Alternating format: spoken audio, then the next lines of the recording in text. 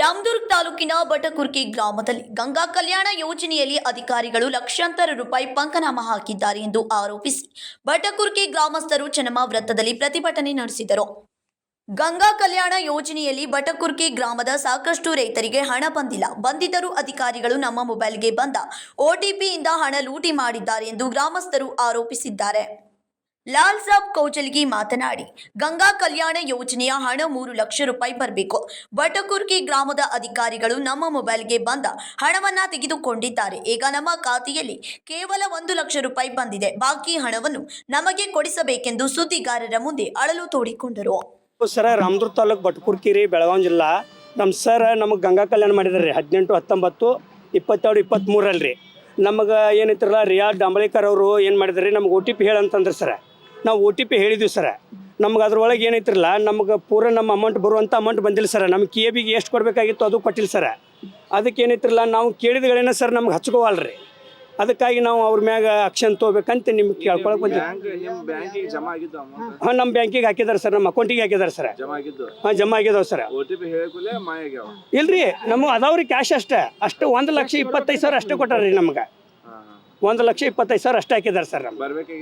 ನಮಗೆ ಬರಬೇಕಾಗಿತ್ತು sir 3 lakh amount ಐತಿ ಸರ್ ನಮ್ಗೆ. ಅದ್ರೊಳಗೆ ಏನೈತ್ರಿ ಅವ್ರು KBಗೂ ಬರೀ 95,000 ಅಷ್ಟೇ ಹಾಕಿದಾರೆ ಸರ್. 1,25,000 ನಮಗೆ ಕೊಟ್ಟಿದ್ದಾರೆ ಸರ್.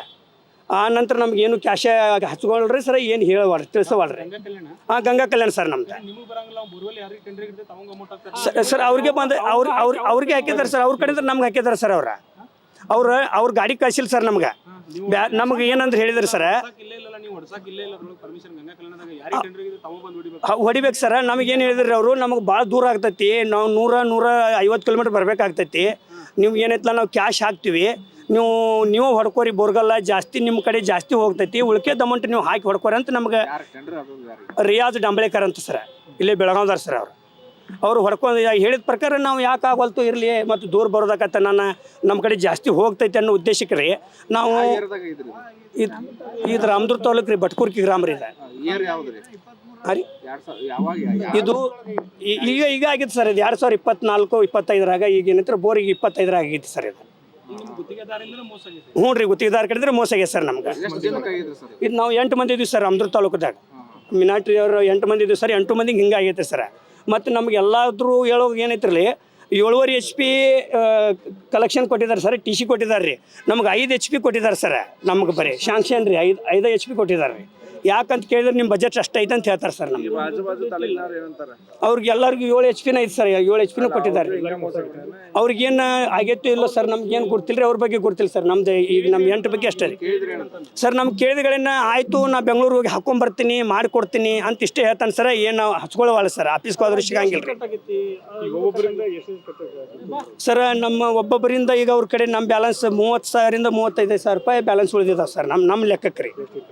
ಅದು ಈಗೇನೈತಿರಲ್ಲ 3 ಲಕ್ಷ ಇತ್ತು ಸರ್. 3 ಲಕ್ಷದಾಗ ಅವ್ರು ಈಗ ಅವ್ರು ಏನು ಹೇಳ್ಯಾರ ಸರ್, 95,000 ರೂಪಾಯಿ KB ಕೊಟ್ಟಿದ್ದಾರೆ ಸರ್. 95,000 ರೀ.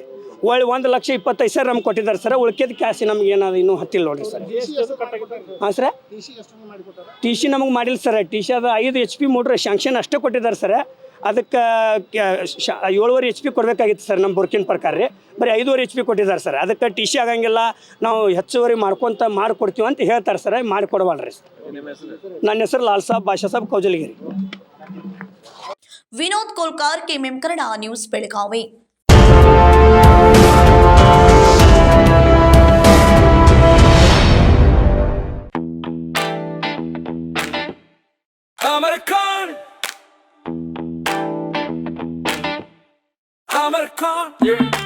अमरकॉन कलेक्शन में आओ,